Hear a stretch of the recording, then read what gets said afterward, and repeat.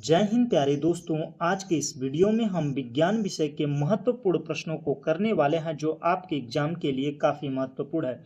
तो सबसे पहले हम वस्तुनिष्ठ प्रश्नों को करेंगे, उसके बाद में अति लघुत्तरी फिर लघुत्तरी प्रश्नों को करेंगे।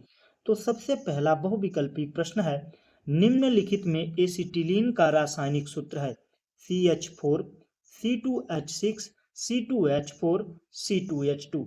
तो एसिटिलीन का रासायनिक सूत्र क्या है? C2H2। ऑप्शन डी सही होगा। C2H2 का प्रयोग, एसिटिलीन का प्रयोग किसके लिए होता है? फल को पकाने के लिए। फल को पकाने के लिए हम एसिटिलीन का प्रयोग करते हैं। इसके अलावा और सारे सूत्र पूछे जाते हैं, जैसे संतृप्त और असंतृप्त दो प्रकार के हाइड्रोकार्बन होते हैं। जो संतृप्त हाइड्रोकार्बन होते हैं उसमें एल्केन आता है और एल्कीन एल्काइन असंतृप्त में आते हैं। तो एल्केन का सूत्र क्या है?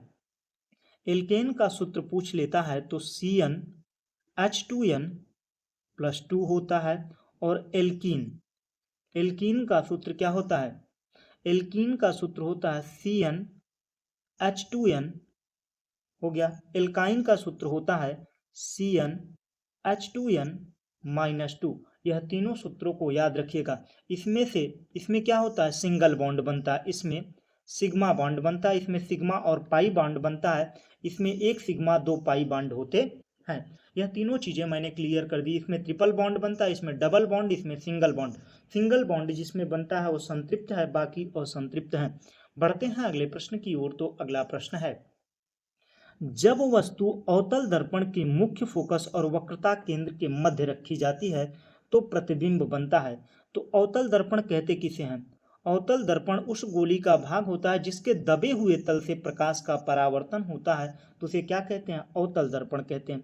अवतल दर्पण में वक्रता केंद्र कौन सा होता है? जिस गोले का, यह गोली दर्पण जिस गोले का भाग होता है उसका केंद्र ही क्या कहलाता है? वक्रता केंद्र कहलाता है। वक्रता केंद्र की आधी दूरी को हम क्या कहते हैं? फोकस दूरी या मुख्य फोकस कहते हैं। तो कह रहा है वस्तु कहाँ पर रखी जा रही है? अवतल दर्पण के वक्रता केंद्र और मुख्य फोकस के बीच में रखी जा रही है। तो ऐसी स्थिति में प्रतिबिंब कहाँ पर बनेगा? तो सबसे पहले प्रतिबिंब जाता है मिरर पर। मिरर पर जाने के बाद में वो कहाँ से लौटता है? मुख्य फोकस से लौटता है। उसके बाद में अगर वह केंद्र से बाहर है तो दूसरी कहाँ से जाती है? केंद्र से जाती है। लेकिन यहाँ पर केंद्र पर न होने की वजह से दूसरी कहाँ से जाएगी? फोकस से जाएगी और समांतर होकर फिर से लौटेगी। तो कहाँ पर? जहाँ पर प्रतिबिंब काट रहा है, तो जहाँ पर इस प्रतिबिंब को काट रहा है वहां पर, जहां पर ये रेखा को काट रहा है, मतलब जो फोकस से लौटी है वहीं पर क्या बनेगा? प्रतिबिंब बनेगा। लेकिन आपको बता दें कि केंद्र पर अगर वस्तु रखी जाएगी, केंद्र पर वस्तु रखी जाएगी तो वस्तु के समान और बराबर बनेगी, वास्तविक बनेगी। लेकिन जितना इधर आते चले जाएंगे वस्तु का आकार बढ़ता चला जाएगा। और सबसे ज्यादा बड़ा कब होगा? जब वह फोकस और ध्रुव के बीच में रखा जाएगा, लेकिन तब उसका प्रतिबिंब कैसा होगा? आभासी होगा। तो आइए जानते हैं।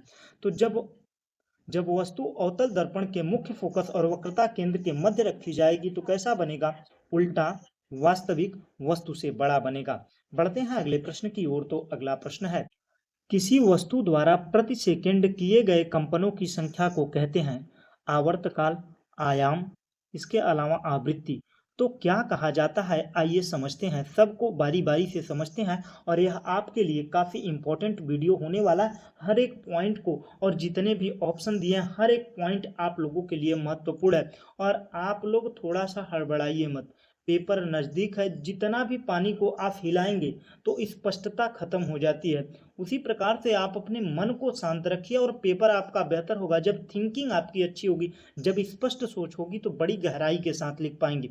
और जब छिछलापन होगा, उथल पुथल ज़्यादा होगी, तो अंदर की चीज़ें, जो मन में आने वाली चीज़ें हैं, जो लिखने वाली चीज़ें हैं, वो आप बेहतर तरीके से नहीं लिख पाएंगे। इसलिए शांत मन से, और आप केवल तैयारी करिए और शांत मन से जाकर पेपर दीजिए, बहुत बेहतर पेपर होगा। तो चलिए बढ़ते हैं इस प्रश्न की ओर। तो आइए जानते हैं कि आवर्तकाल क्या है।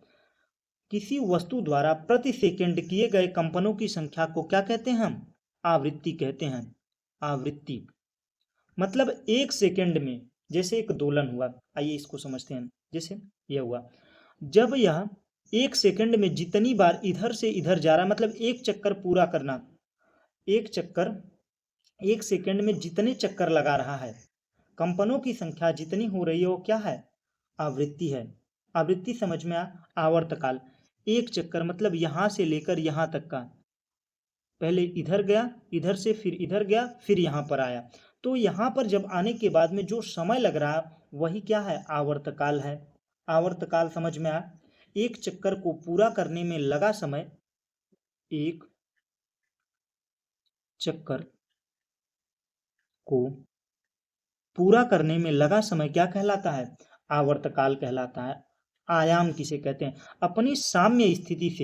अपनी साम्य स्थिति से जितना विस्थापित होता है वही वस्तु का क्या होता है, आयाम होता है। जैसे अनुप्रस्थ, अनुप्रस्थ और अनुदैर्ध्य होती है। अनुप्रस्थ रेखाओं में ऐसे ऐसे करके गमन करती है, तो ये जो विचलन हो रहा है साम्य स्थिति से, यही क्या है, आयाम है। आयाम समझ में आया। आयाम के बाद में दो श्रृंगों या दो गर्तों के बीच की जो दूरी होती है, यहां से यहां तक की जो दूरी है, ये क्या कहलाती है, तरंग दैर्ध्य। क्या कहलाती है, तरंग दैर्ध्य। तरंग दैर्ध्य। सारी चीजें मैंने आयाम भी क्लियर किया, आवर्तकाल भी क्लियर किया, आवृत्ति, एक सेकंड में जितनी बार यह घूमेगा, जितनी बार यह कंपन करेगा, मतलब जितना श्रृंग और गर्त बनेगा, एक चक्कर पूरा होने में जितना समय लगेगा वो क्या है, आवर्तकाल है। और एक सेकंड में जितना चक्कर लगाएगा वो आवृत्ति है। अपने साम्य स्थिति से जितना विस्थापित होगा वो क्या है, आयाम है। और दो गर्तों या दो श्रृंगों के बीच की दूरी को क्या कहते हैं, तरंग दैर्ध्य कहते हैं। यह सारी चीजें क्लियर होती हैं। बढ़ते हैं अगले प्रश्न की ओर। तो अगला प्रश्न है, वायु दाब आरोपित करती है केवल ऊपर की दिशा में, केवल नीचे की दिशा में, चारों दिशाओं में, किसी दिशा में नहीं। जब आप किसी गुब्बारे को हवा से भरते हैं, जैसे ये गुब्बारा हुआ, आपने इसको हवा से भर दिया, तो यह दाब किस तरफ आरोपित करेगा, तो यह चारों तरफ से फूला हुआ है, तो यह चारों दिशाओं में अपना दाब आरोपित करेगा। बढ़ते हैं अगले प्रश्न की ओर। तो अगला प्रश्न है, निम्नवत में से अक्रिस्टलीय कार्बन के अपरूपक हैं ग्रेफाइट, हीरा, सुगर चारकोल, फुलरिन। तो निम्नवत में से अक्रिस्टलीय का मतलब है जिन कार्बन के अणुओं की संरचना व्यवस्थित नहीं है, जिन कार्बन के अणुओं की संरचना व्यवस्थित नहीं है, वो क्या कहलाते हैं, अक्रिस्टलीय कहलाते हैं। जैसे किसी कमरे में सामान कहीं भी फेंक दिया जाता है तो क्या कहलाता है, अक्रिस्टलीय। और अगर हम उसी भी सामान को किसी व्यवस्थित तरीके से, हर जगह हर सामान को व्यवस्थित तरीके से रखते हैं तो क्या कहलाता है, क्रिस्टलीय कहलाता है। उसी प्रकार से किसी कार्बन के अणु कहीं यहाँ जुड़े हैं, कहीं यहाँ जुड़े हैं, कहीं यहाँ जुड़े हैं, तो मतलब कोई संरचना नहीं है। जब कहीं फुलरीन की बात करें तो फुलरीन में जो कार्बन जुड़े होते हैं एक फुटबॉल का स्ट्रक्चर प्रदान करते हैं, और हीरे का भी स्ट्रक्चर प्रदान करते हैं, एक एंगल में जुड़े होते हैं। ग्रेफाइट के भी कार्बन के अणु जो होते हैं, कार्बन के जो परमाणु होते हैं, एक एंगल पर जुड़े होते हैं। लेकिन जो सुगर चारकोल है, सुगर चारकोल, और उसके बाद में जो काजल है, काजल और जंतु चारकोल, यह सभी क्या है, अक्रिस्टलीय कार्बन अपरूपक हैं। बढ़ते हैं अगले प्रश्न की ओर। तो अगला प्रश्न है, अनुप्रस्थ तरंगों के दो श्रृंगों के बीच की दूरी, तो श्रृंग किसे कहते हैं, अनुप्रस्थ। प्रस्थ का मतलब है ऐसे ऊपर नीचे करके जो तरंगे जाती हैं उन्हें क्या कहा जाता है, अनुप्रस्थ तरंगे कहा जाता है। तो दो श्रृंग, जो ऊपर वाला भाग होता है इसे क्या बोलते हैं, श्रृंग बोलते हैं, या नीचे वाला जो भाग होता है उसे गर्त बोलते हैं। तो दो श्रृंगों के बीच की दूरी को क्या कहते हैं, तरंग दैर्ध्य कहते हैं। यह मैंने पहले ही जब आयाम, आवृत्ति और क्या कहते हैं, आवर्तकाल पढ़ा रहा था, उसी समय मैंने यह सारी चीजें क्लियर की थी। अनुप्रस्थ तरंगे समझ में आई। अनुदैर्ध्य का मतलब होता है जब किसी भी स्ट्रक्चर के साथ ऐसे समांतर होती हैं, जब लंबवत होंगी, तरंग की गति के लंबवत होती हैं, जब गति करती हैं तो क्या कहलाता है, अनुप्रस्थ। और जब समांतर गति करती हैं तो क्या कहलाता है, अनुदैर्ध्य कहलाता है। बढ़ते हैं अगले प्रश्न की ओर। तो अगला प्रश्न है, डॉक्टरी थर्मामीटर में ताप मापने का विभाजन स्केल होता है 0 डिग्री सेल्सियस से लेकर 100 डिग्री सेल्सियस, 32 फ़ारेनहाइट से 100 डिग्री सेल्सियस, 95 फ़ारेनहाइट से 110 फ़ारेनहाइट, 0 र्यूमर से लेकर 180 र्यूमर तक।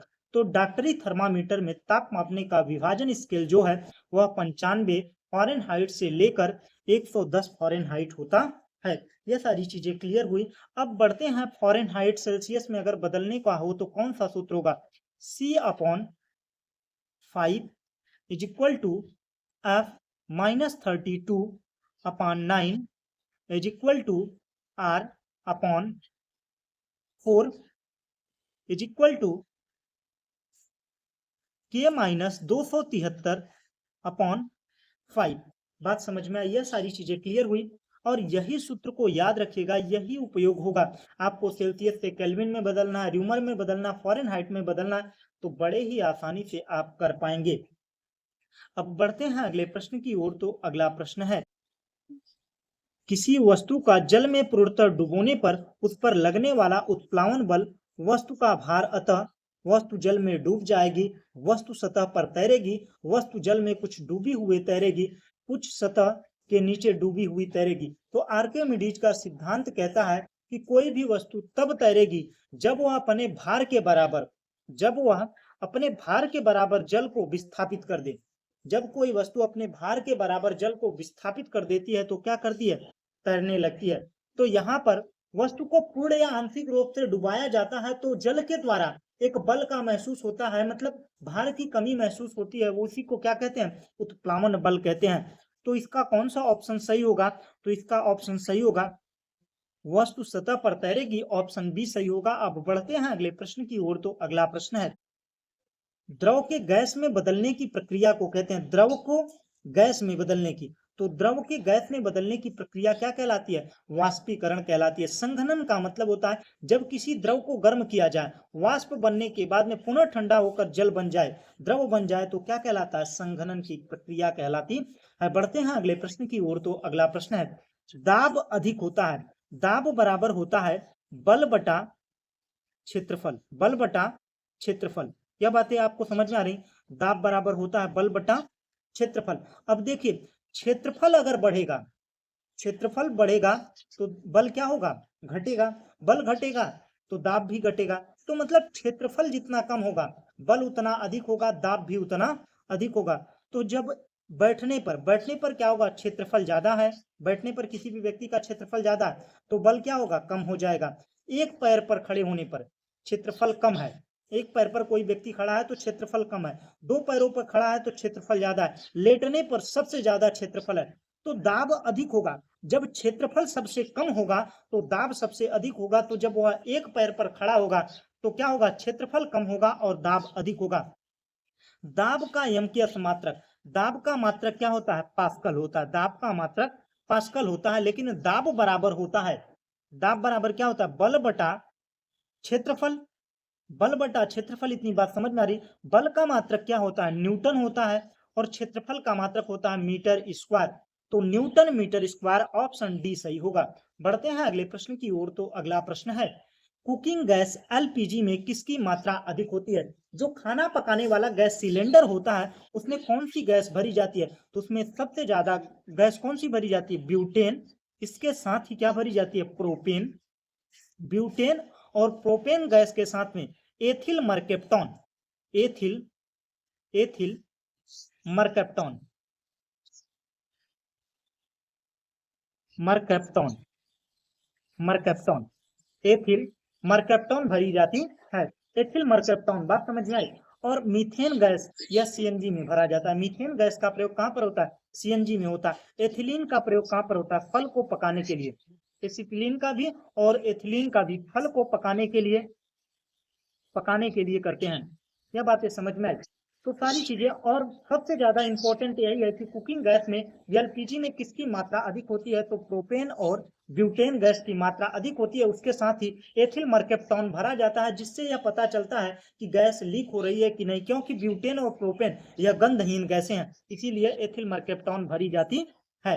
अब बढ़ते हैं अगले प्रश्न की ओर। तो अगला प्रश्न है, ध्वनि की चाल सबसे अधिक होगी जिसमें जिसमें पदार्थ के कण बहुत पास पास होंगे, उसमें ध्वनि की चाल सबसे अधिक होगी। तो ठोस में क्या होगा, ध्वनि की चाल सबसे अधिक होगी। और बिल्कुल किसमें नहीं होगी, निर्वात में बिल्कुल नहीं होगी। प्रथम प्रकार के उत्तोलक का उदाहरण, उत्तोलक एक प्रकार की सरल मशीन है जो हमारी मांसपेशियों के द्वारा चलाया जाता है, जो हमारे काम को आसान करती है, वो क्या कहलाती है, उत्तोलक कहलाती है। तो उत्तोलक तीन प्रकार के होते हैं, कितना, तीन प्रकार के। प्रथम उत्तोलक, द्वितीय उत्तोलक, तृतीय उत्तोलक। इसमें तीन भाग होते हैं। एक होता है भार या लोड, भार कहा जाता है या लोड कहा जाता है अंग्रेजी में। उसके बाद में दूसरा होता है आलम्ब, दूसरा होता है आलम्ब। तीसरा होता है आयास या प्रयास, आयास या प्रयास। यही तीन चीजें होती हैं उत्तोलक में। तो पहली बात, जब आलम्ब बीच में आए तो कौन सा उत्तोलक, भार। कौन सा उत्तोलक? प्रथम उत्तोलक है। द्वितीय उत्तोलक, आलंब का मतलब है जहां से घूम रहा है, मतलब जहां से वह उत्तोलक घूम रहा है वो क्या है? आलंब है। और जहां से वह काम कर रहा है वो क्या है? भार है। और जहां से बल लगाया जा रहा है वो कौन सा स्थान है? आयास और प्रयास है। अगर वही बात करें हम, बीच में भार हो जाए, आयास, आयास और आलंब, आलंब किनारे हो जाएं, आयास और आलंब किनारे हो जाएं, बीच में भार हो जाए तो कौन सा उत्तोलक? द्वितीय उत्तोलक। और बीच में आयास प्रयास हो जाए, किनारे पर आलंब हो जाए, आलंब हो जाए, और एक किनारे पर क्या हो जाए? भार हो जाए। अब तीनों उत्तोलकों को आइए समझते हैं। देखिए भार, भार में कितने अक्षर है? एक दो। अगर भार बीच में है, भार बीच में है तो कौन सा उत्तोलक? द्वितीय उत्तोलक। आयास या प्रयास बीच में है तो कौन सा उत्तोलक? तृतीय उत्तोलक। आयास या प्रयास अगर बीच में बल लग रहा है तो चिमटा जो है बीच से दबाया जाता है तो कौन सा उत्तोलक है? तृतीय उत्तोलक है। और जो सरौता होता है, सरौता, सुपारी काटने वाला सरौता, लोड बीच में होता है और किनारे से घूमता है तो कौन सा उत्तोलक? द्वितीय उत्तोलक। और आलंब में चार है तो यह कौन सा उत्तोलक है? प्रथम उत्तोलक है। सारी चीजें समझ में आई। तो सरौता क्या है? प्रथम उत्तोलक है। नेल कटर क्या है? द्वितीय उत्तोलक है। सरौता क्या है? द्वितीय उत्तोलक है। नेल कटर क्या है? द्वितीय उत्तोलक है। सीढ़ी, अब कौन सी सीढ़ी की बात कर रहा है? यह वाली सीढ़ी होगी तो कौन सा उत्तोलक होगा? यह वाली सीढ़ी होगी तो कौन सा उत्तोलक होगा? बीच से फोल्ड होने वाली, वो क्या है? बीच से अगर घूम रहा है तो प्रथम उत्तोलक होगा। लेकिन अगर वो दीवार पर पकड़ कर खड़ी करने वाली होगी तो कोई अलग सीढ़ी होगी। तो हैंड पंप, हैंड पंप क्या है? हैंड पंप में बीच से घूमता है। हैंड पंप में क्या होता है? बीच से घूमता है। तो बीच से अगर घूमता है, लोड नीचे होता है, बल यहां से लगाया जाता है तो कौन सा उत्तोलक है? प्रथम उत्तोलक है। यह सारी चीजें क्लियर होती हैं। अब हम अति लघुत्तरी प्रश्नों को करेंगे। अगर आप लोगों ने यहां तक वीडियो देखा है और वीडियो अच्छा लग रहा है तो वीडियो को लाइक करिए, अपने ग्रुप में शेयर करिए, और चैनल पर पहली बार आए हैं तो चैनल को सब्सक्राइब कर दीजिए। हम हर रोज आप लोगों के लिए एक बेहतर कंटेंट दे रहे हैं। तो चलिए, अति लघुत्तरी का पहला प्रश्न है, यांत्रिक ऊर्जा किसे कहते हैं? किसी भी वस्तु की स्थिति या गति के कारण, स्थिति या गति के कारण जो ऊर्जा विद्यमान होती है उसे क्या कहते हैं? यांत्रिक ऊर्जा कहते हैं। किसी वस्तु पर किए गए कार्य को क्या कहते हैं? किसी वस्तु पर किए गए कार्य को क्या कहते हैं? यांत्रिक ऊर्जा कहते हैं। यांत्रिक ऊर्जा बराबर होता है गतिज ऊर्जा प्लस स्थितिज ऊर्जा। गति, यांत्रिक ऊर्जा किसके बराबर होती है? गतिज ऊर्जा के और स्थितिज ऊर्जा के। गति के कारण किसी वस्तु में जो ऊर्जा विद्यमान होती है कौन सी ऊर्जा है? गतिज ऊर्जा। और किसी की स्थिति परिवर्तन के कारण जो ऊर्जा विद्यमान होती है वो क्या कहलाती है? स्थितिज ऊर्जा कहलाती है। स्थितिज ऊर्जा का सूत्र है mgh, और उसके बाद में गतिज ऊर्जा का है हाफ mv²। यह सूत्र होता है दोनों का। अब बढ़ते हैं अगले प्रश्न की ओर। तो अगला प्रश्न है, प्रतिध्वनि सुनाई देने के लिए ध्वनि उत्पादक और परावर्तक तल के बीच की न्यूनतम दूरी कितनी होनी चाहिए? मतलब प्रतिध्वनि किसे कहते हैं? जब हम किसी आवाज को बोले और टकराने के बाद में वही आवाज हमें पुनः सुनाई दे तो उसके लिए कितना दूरी चाहिए वस्तु की? तो 16.6 मीटर या 17 मीटर लगभग होनी चाहिए, तब हमें क्या सुनाई देगा? प्रतिध्वनि सुनाई देगा। अब बढ़ते हैं अगले प्रश्न की ओर। तो अगला प्रश्न है, रासायनिक परिवर्तन किसे कहते हैं? वह परिवर्तन जिसमें एक या एक से अधिक नए पदार्थ बनते हैं और रासायनिक परिवर्तन कहलाता है। रासायनिक परिवर्तन किसे कहते हैं? जिसमें एक या एक से अधिक नए पदार्थ बनते हैं। इसमें पूर्व पदार्थ प्राप्त करने की, इसमें पूर्व पदार्थ मतलब जैसे जल को ठंडा किया जाता है तो बर्फ बनता है, बर्फ को गर्म किया जाता है तो फिर क्या बन जाता है? जल बन जाता है। तो लेकिन और इसको और गर्म कर दिया जाए, जल को गर्म कर दिया जाए तो वाष्प बन जाता है। तो ठीक है, यह द्रव भी बन गया, गैस भी बन गया, गैस से फिर द्रव, पहले द्रव से ठोस बना, और यह ठोस से द्रव बन जाएगा, और ठोस से द्रव बनेगा, द्रव से वाष्प बन जाएगा। लेकिन इसका परिवर्तन चलता रहता है। तो ये कौन सा परिवर्तन है? भौतिक परिवर्तन है। भौतिक परिवर्तन है मतलब जो वस्तु पुनः प्राप्त की जा सकती है, परिवर्तन के बाद में भी उसके जो आंतरिक संरचना है वो नहीं बदलती है, वो क्या कहलाता है? भौतिक परिवर्तन। जिसमें आंतरिक संरचना या रासायनिक संरचना बदल जाती है वो क्या कहलाता है? रासायनिक परिवर्तन। जैसे दूध से दही जमना, दूध कैसा था? मीठा था, लेकिन दही जमा तो खट्टा हो गया, उसका रासायनिक संरचना जो है बदल गई है, उसका जो गुण है वो बदल गया है। तो कौन सा परिवर्तन है? रासायनिक परिवर्तन है। अब बढ़ते हैं अगले प्रश्न की ओर। तो अगला प्रश्न है, और यह प्रश्न मैंने करा है, एथिल मर्केप्टॉन जो एलपीजी गैस सिलेंडर होता है उसमें प्रोपेन और ब्यूटेन गैस भरी जाती है, लेकिन वो कैसी होती है, गंधहीन होती है। गंधहीन होने की वजह से उसको जानने के लिए कि लोग व्यक्ति पता पा सकें कि गैस लीक कर रही है कि नहीं, इसके लिए क्या भरते हैं, एथिल मर्कैप्टन भरते हैं। क्रांति कोण से क्या अभिप्राय है, आइए समझते हैं क्रांति कोण क्या है। जैसे ऊपर वाला क्या हुआ, शीशा हुआ, ऊपर वाला शीशा हुआ, नीचे वाला वायु हुआ, ठीक। इधर से प्रकाश आया, ठीक, और ये क्या है, अविलंब है, एक काल्पनिक रेखा है। इधर से प्रकाश आया और प्रकाश यहां से निकल गया, यहां से निकल गया, इस सतह के समांतर निकल गया, और ये जो कोण बना यह 90 अंश का बना, तो क्या कहलाएगा, जो यह कोण है ये क्या कहलाएगा, क्रांतीय कोण। कौन सा कोण कहलाएगा, क्रांतीय कोण, क्रांतीय कोण कहलाएगा। क्रांतीय कोण समझ में आया, क्रांतिक कोण, कौन सा, क्रांतिक कोण कहलाएगा। क्रांतिक कोण समझ में आया, जब जब प्रकाश सघन से सघन से विरल में प्रवेश करता है तो वह आपतन कोण इतना कर दिया जाए कि परावर्तन कोण कितना हो जाए, 90 डिग्री हो जाए, तो क्या कहलाता है, क्रांतीय कोण कहलाता है। तो आपतन कोण क्या कहलाता है, क्रांतीय कोण कहलाता है। बात समझ में आई। जब कोई प्रकाश की किरण सघन माध्यम से, सघन का मतलब है जहां पर अणु पास पास में हो, प्रकाश को निकलने में थोड़ी सी देरी लगे, तो क्या है, मतलब उनके कण कण पास होते हैं, तो क्या कहलाता है, सघन माध्यम। सघन का मतलब जहां पर अणुओं की संख्या ज्यादा होती है, क्या है, सघन बा, कहते हैं ना सघन है। और विरल का मतलब है खाली खाली है, तो मतलब सघन माध्यम से प्रवेश करता है, सघन से विरल माध्यम में प्रवेश करता है, तो सघन माध्यम का आपतन कोण का मान इतना कर दिया जाए कि अपवर्तन कोण, मैंने बताया ना अपवर्तन कोण, इसे आपतन कोण कहते हैं, इसे अपवर्तन कोण, अपवर्तन कोण 90 डिग्री हो जाए तो क्या कहलाता है, यह जो कोण है क्या कहलाता है, क्रांतीय कोण कहलाता है। क्रांति कोण समझ में आया। क्रांति कोण के अलावा यहाँ पर एक चीज मैं और समझा देता हूं। जब कोई प्रकाश एक माध्यम से दूसरे माध्यम में प्रवेश करता है तो अपने रास्ते से विचलित हो जाता है, उसी को क्या कहते हैं, प्रकाश का अपवर्तन कहते हैं। प्रकाश का अपवर्तन समझ में आया। प्रकाश का अपवर्तन के बारे में अभी हम नीचे डिटेल से चर्चा करने वाले हैं, किसके कितने नियम हैं और कौन कौन से हैं। संतृप्त और असंतृप्त हाइड्रोकार्बन में मुख्य अंतर बताइए। जो मैंने पहला प्रश्न कराया था उसमें मैंने एल्केन, एल्कीन, एल्काइन बताया था ना। तो जो संतृप्त होता है उसमें क्या होता है, कार्बन और हाइड्रोजन सिंगल बॉन्ड, मतलब एकल बंध से जुड़े होते हैं, एकल बंध से जुड़े होते हैं। और जो असंतृप्त हाइड्रोकार्बन होते हैं यह डबल बॉन्ड या ट्रिपल बॉन्ड से जुड़े होते हैं। एकल बॉन्ड में रिएक्शन बहुत मतलब स्लो होता है, मतलब क्या होता है, ये जो बॉन्ड होते हैं काफी मजबूती के साथ जुड़े होते हैं, रिएक्शन उतनी तेजी से नहीं होता है इनसे। लेकिन वहीं पर बात करें हम असंतृप्त असंतृप्त हाइड्रोकार्बन की, जिसमें डबल बॉन्ड और ट्रिपल बॉन्ड है, इसमें क्या होता है, रिएक्शन काफी तेजी से होता है।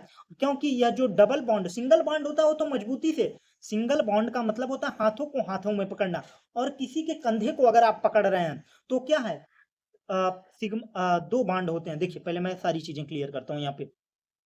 देखिए सिंगल बॉन्ड में क्या होता है, सिंगल बॉन्ड को सिग्मा बॉन्ड कहते हैं, सिंगल बॉन्ड को क्या कहते हैं, सिग्मा बॉन्ड। सिग्मा बॉन्ड का मतलब होता है जब किसी को हाथ से हाथ मिला जाए तो हम मजबूती से पकड़ होती है, तो क्या है, यह रिएक्शन भी क्या होगा, बहुत स्लो करेगा। और उसके बाद में बात करें डबल बॉन्ड, और डबल बॉन्ड में क्या होता है, एक सिग्मा बॉन्ड होता है, एक पाई बॉन्ड होता है। सिग्मा बॉन्ड का मतलब होता है हाथ से हाथ मिलाना। उसके बाद में पाई बॉन्ड का मतलब होता है, पाई बॉन्ड का मतलब होता है किसी कंधे को पकड़ लीजिए जैसे पीछे से, तो आप उतनी मजबूती से पकड़ पाएंगे जितनी मजबूती से हाथ को पकड़े। तो क्या है, साइड ओवरलैपिंग है, यहाँ पर फेस्ट हेड टू हेड ओवरलैपिंग है, यहाँ पर साइड ओवरलैपिंग है, जिसकी वजह से क्या है, यह कमजोर है। इसके अणु जो जुड़े होंगे, जो परमाणु जुड़े होंगे वह बड़े आसानी से टूट जाएंगे, इसीलिए इसमें रिएक्शन तेजी से होता है, और इसमें रिएक्शन मतलब 9 के बराबर होता है, मतलब बहुत हीट देनी पड़ती है, तब इसके क्या होते हैं, बॉन्ड टूटते हैं। अब बढ़ते हैं अगले प्रश्न की ओर। तो अगला प्रश्न है, दाब का एसआई मात्रक लिखे। तो दाब का मात्रक क्या है, पास्कल है। पास्कल, मैंने यह सारी चीजें मैंने क्लियर कर दी हैं। और यहाँ पर देखिए उत्तोलक, कैंची किस प्रकार का उत्तोलक है। कैंची में मैंने बताया था ना, अगर बीच से घूम रहा है, बीच से आलंब, आलंब कहां पर है, बीच में है, आलंब बीच में है, तो कौन सा उत्तोलक है, प्रथम श्रेणी का उत्तोलक है। अगर बीच से, आलंब किसे कहते हैं, जहां से घूम रहा है वो क्या है, आलंब होता है। अब बात करते हैं अगले प्रश्न की। तो पॉलीथीन बहुलक के दो उपयोग बताइए। तो पॉलीथीन की थैलियों को पैकेजिंग बनाने में, प्लास्टिक की बोतल बनाने में, पानी या दूध की बोतलों बनाने में पॉलीथीन बहुलक का प्रयोग किया जाता है।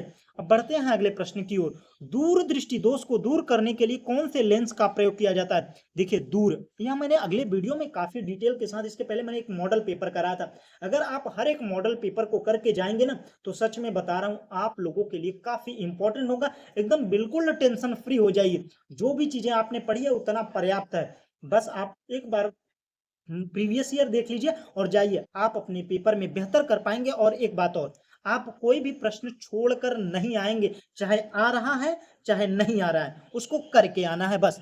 अब देखिए इसको समझाते हैं। दूर, दूर में क्या आ रहा है? ऊ आ रहा है ना। दूरदृष्टि दोष, अगर दूरदृष्टि दोष है तो कौन सा लेंस लगेगा? उत्तल लेंस का प्रयोग होगा। कौन सा? उत्तल लेंस का प्रयोग होगा। अगर निकट दृष्टि दोष है, ऊ से उत्तल, इतना याद रखिए बस। और निकट में क्या होता है? निकट में अवतल लेंस का प्रयोग होता है। यह सारी चीजें क्लियर होती हैं। बढ़ते हैं अगले प्रश्न की ओर। तो अगला प्रश्न है, ऊष्मा संचरण की 3 विधियां कौन कौन सी हैं, इनके नाम बताइए। तो ऊष्मा संचरण 3 विधि से होता है। एक होता है चालन। पहला चालन होता है, जब एक अणु को गर्म किया जाता है तो ये इसको हीट ट्रांसफर करता है, इसको हीट ट्रांसफर करता है, किसको हीट ट्रांसफर करता है। इसी प्रकार से ताप को ट्रांसफर करते हुए इस किनारे से इस किनारे तक पहुंचाया जाता है। जब लोहे के एक सिरे को गर्म किया जाता है, दूसरा सिरा गर्म हो जाता है, तो कौन सी विधि है? चालन विधि है। अब बात करते हैं चालन विधि, संवहन, सम्मोहन विधि। सम्मोहन विधि में जब पानी को गर्म किया जाता है, तो जब इसके तली को गर्म किया जाता है, तो यहाँ का जो अणु है वो गर्म होकर वो ऊपर चला जाता है, क्योंकि उसके पास एनर्जी होती है, वो ऊपर जाता है। और जो ठंडा है उसका भार होता है, और उसमें वो क्या होता है? वो नीचे आ जाता है। फिर वो गर्म होता है, फिर वो ऊपर जाता है, जो ठंडा हुआ है वो नीचे आता है। इस प्रकार से जो गर्म होता है वो कौन सा विधि होता है? सम्मोहन विधि होता है। सम्मोहन के बाद में आता है विकिरण विधि। विकिरण, जो सूर्य का प्रकाश है, जो सूर्य का प्रकाश है हमारे तक पहुंचता है, वो किस विधि से पहुंचता है? विकिरण विधि से, जिसमें किसी माध्यम की आवश्यकता नहीं होती। वो कौन सी विधि है उष्मा की? वो है विकिरण विधि। यह तीनों चीजें मैंने क्लियर कर दी हैं। आप बढ़ते हैं अगले प्रश्न की ओर। तो अगला प्रश्न है, खाने का सोडा और धावन सोडा का रासायनिक सूत्र। खाने का सोडा खा रहे हैं तो खाएंगे तो जल होता है, H2O। अगर जो चीजें खा पी रहे हैं उसमें क्या है? जल है, जिसमें NaHCO3 H आ रहा है, NaHCO3, तो क्या है? खाने वाला सोडा है। और Na2CO3, Na2CO3, और जिसमें H नहीं आ रहा है वो कौन सा है? धावन सोडा है। सोडियम कार्बोनेट है, जिसमें H नहीं आ रहा है वो क्या है? धावन सोडा है। और जिसमें H आ रहा है वो खाने वाला सोडा है। यह सारी चीजें क्लियर हुई। अब बढ़ते हैं अगले प्रश्न की ओर। तो अगला प्रश्न है, अनुप्रस्थ तरंगों में दो श्रृंगों के बीच की दूरी कहलाती है। अनुप्रस्थ तरंगों में दो श्रृंगों की बीच की दूरी को क्या कहते हैं? तरंग दैर्ध्य कहते हैं। अनुप्रस्थ तरंग के दो श्रृंग या दो गर्तों की बीच की दूरी को क्या कहते हैं? तरंग दैर्ध्य कहते हैं। जो तरंग गति के लंबवत गति करती है, जो तरंग तरंग की गति के दिशा के लंबवत गति करती हुई चलती है, वो कौन सी तरंग होती है? अनुप्रस्थ तरंग होती है। और जो समांतर करती है वो अनुदैर्ध्य तरंग होती है। अनुदैर्ध्य, अनुप्रस्थ, समझ में आया। अब बात करते हैं तरंग दैर्ध्य की। तो दो श्रृंगों, श्रृंग जो ऊपर वाला भाग होता है इसे क्या बोलते हैं? श्रृंग। दो श्रृंगों की बीच की दूरी को क्या कहते हैं? तरंग दैर्ध्य कहते हैं। और तरंग दैर्ध्य से एक सूत्र काफी इंपॉर्टेंट है जिसे याद रखिएगा, लैम्डा बराबर क्या होता है? लैम्डा बराबर V अपॉन एन। V क्या है? तरंग की चाल है। एन क्या है? आवृत्ति है। आवृत्ति, बात समझ में आई?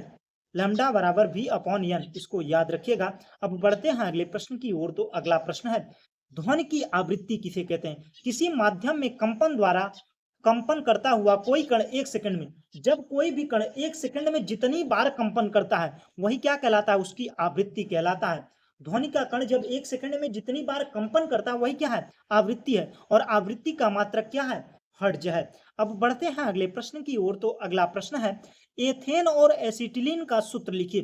तो एथेन, एथेन कौन से ग्रुप का है? एल्केन ग्रुप का। एल्केन ग्रुप का हमने फार्मूला बताया था पहले क्वेश्चन में, CnH2n+2 होता है। तो यहाँ पर कार्बन कितने हैं? 2 हैं। कार्बन के अणु कितने हैं? 2 हैं। और हाइड्रोजन के अणु कितने हैं? 2 × 2 + 2, कितना हुआ? C2H6। पहला होता है मेथेन, मेथ, दूसरा होता है एथ, तीसरा होता है प्रो, चौथा होता है ब्यूट। इसी प्रकार से चलता है। और एसिटिलीन किस ग्रुप का है? तो alkene, alkane, alkene, alkyne. Acetylene जो है एल्काइन ग्रुप का है, तो इसका फार्मूला होता है CnH2n-2। तो यहाँ पर देखिए C2 है, उसके बाद में H2 × 2 -2, तो यहाँ पर C2H2, ये क्या है, एल्काइन ग्रुप का है। कौन से ग्रुप का है, एल्काइन। एसिटिलीन कौन से ग्रुप का है, एल्काइन ग्रुप का है एसिटिलीन।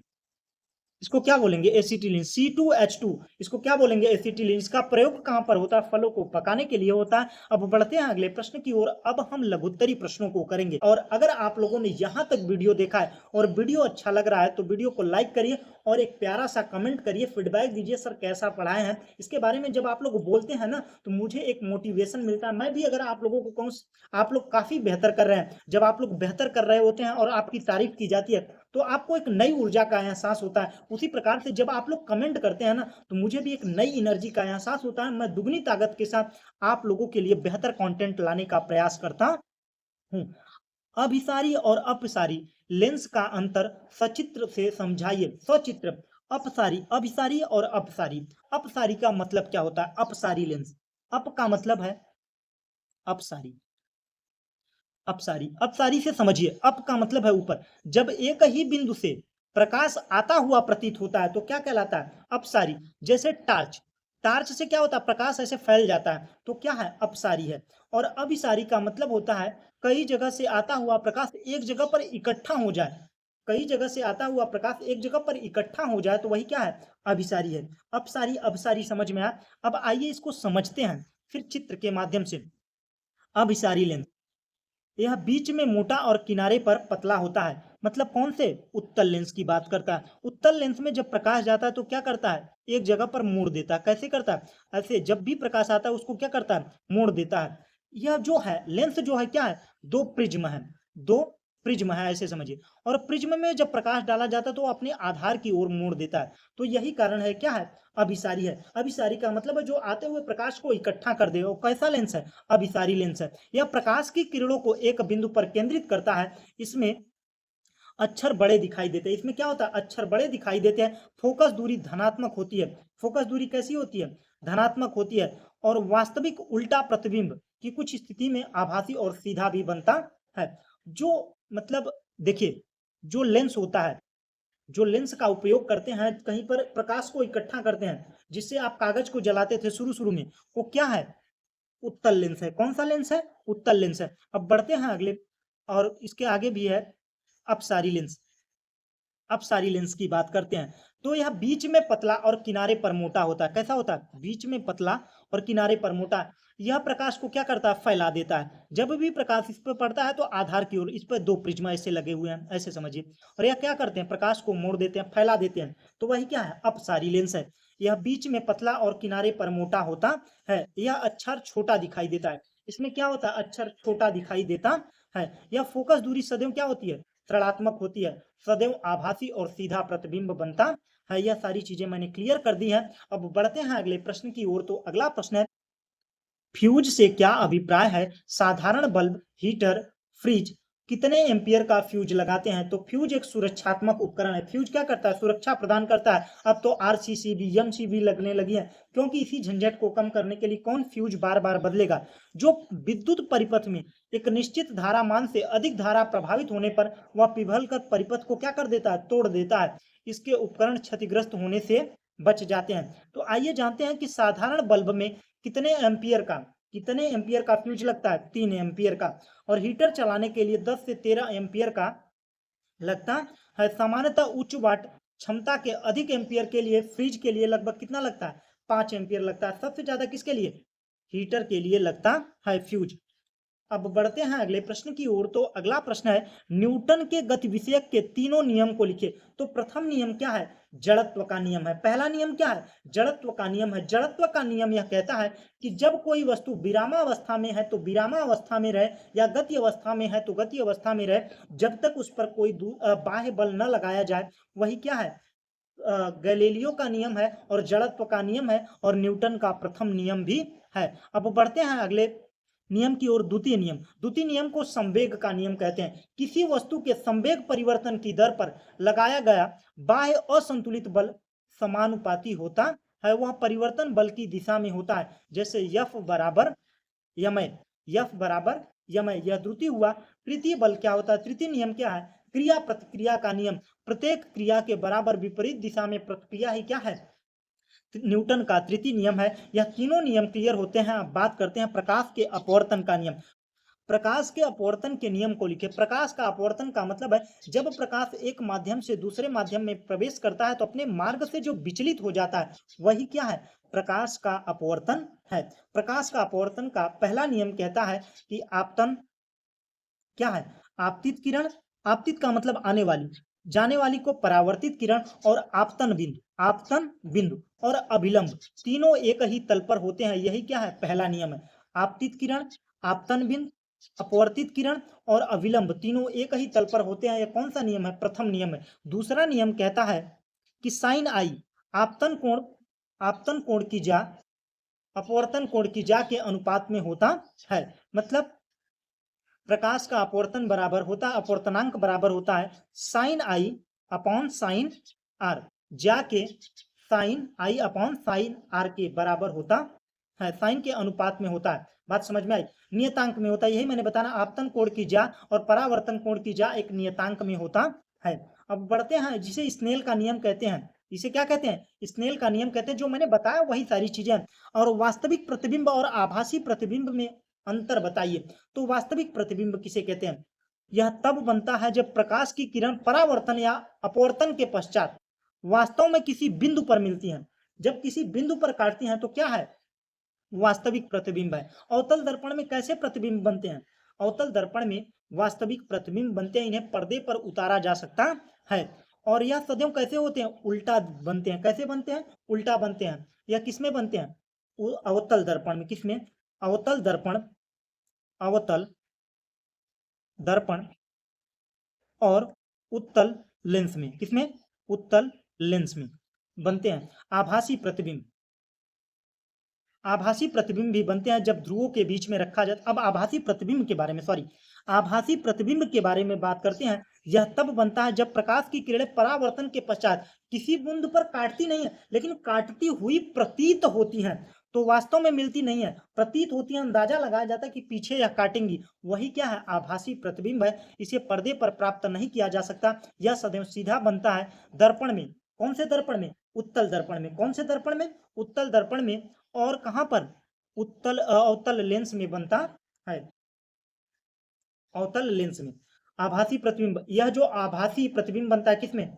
उत्तल दर्पण और अवतल लेंस में बनता है। यह सारी चीजें क्लियर हुई। अब हम थोड़ा सा ट्रिक के माध्यम से कुछ चीजें याद कराना चाहेंगे जिसको आप शॉर्ट स्क्रीन लेकर याद रखिएगा। इससे भी प्रश्न बन सकते हैं। जीएसटी पंडित का टीका न्यू है। जीएसटी का मतलब है गोनोरिया रोग। यह किससे होता है? जीवाणु से होता है। सिफिलिस जो है यह जीवाणु से होता है। टाइफाइड जो है यह जीवाणु से होता है। पंडित प से प्लेग, डी से डिप्थीरिया, तो से तपेदिक। तपेदिक का मतलब होता है टीबी। और टीबी किस जीवाणु के कारण होता है यह आप लोग कमेंट में बताइएगा। उसके बाद में काली खांसी, न्यू से न्यूमोनिया, टी से टिटनेस, का से कुष्ठ रोग और हैजा, यह सभी किससे होते हैं? जीवाणु से होते हैं। और जीवाणु से होने वाले रोग जो संक्रामक, यह सारी चीजें मैंने क्लियर कर दी हैं।